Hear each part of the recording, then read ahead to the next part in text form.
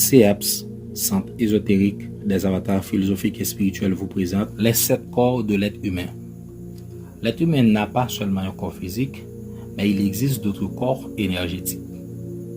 Voici une description de chacun de ces corps. En premier lieu, le corps physique. C'est le corps humain, le corps de chair, qui est à l'image de l'univers. Ce corps est notre véhicule et il nous permet d'expérimenter la vie sur Terre. Il doit être bien entretenu et traité avec soin pour pouvoir utiliser et maintenir en bon état les autres corps énergétiques. C'est le siège de l'aura et des chakras, qui est relié au chakra racine. L'état de santé de ce corps peut nous faire prendre conscience de la situation des autres corps subtils.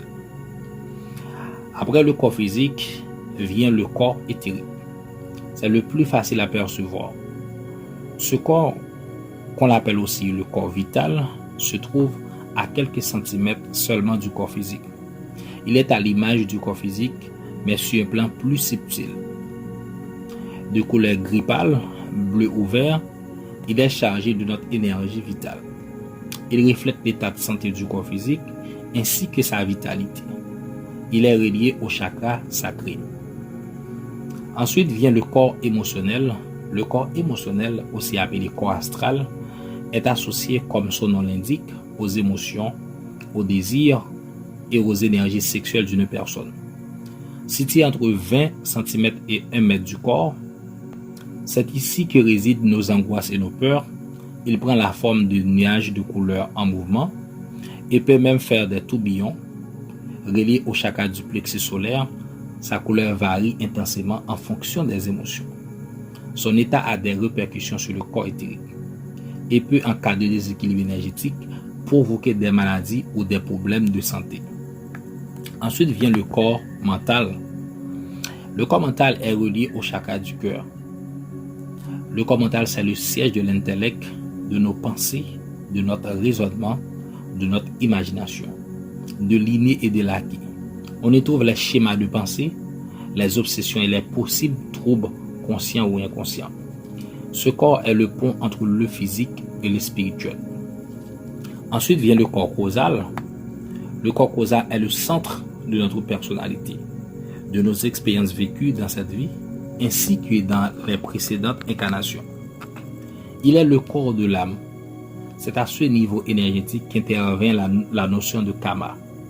Connecté au chakra de la gorge, il est possible, après un long travail, d'accéder à ce corps, d'appréhender les événements et son propre karma. Pour préciser, le karma est le cycle des causes et des conséquences qui est lié aux actes commis dans une vie. Il est la somme des actes qu'un individu a fait ou fera, et ces actes ayant une influence sur son bonheur et sa fortune. Ensuite vient le corps bouddhique ou spirituel.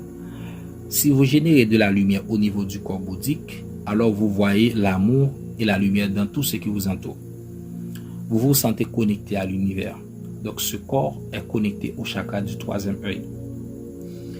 Ensuite, le dernier corps, c'est le corps divin. Le corps divin ou corps atmique est relié au chakra couronne. Il est le siège le plus élevé de la spiritualité, celui de l'unité. En atteignant ce corps, vous dégagez du cycle de vos précédentes incarnations et vous réintégrez la conscience divine. Vous acceptez de faire partie du cosmos et de lui appartenir. Maintenant, le corps bouddhique et le corps divin sont rarement visibles.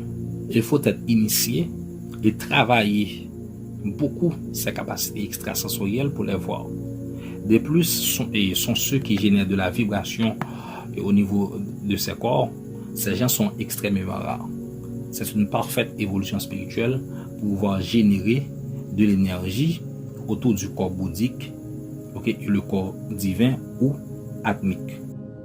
Contactez CEPS au 38 26 54 90 47 19 77 27 40 99 77 74. Email ceaps centre@gmail.com.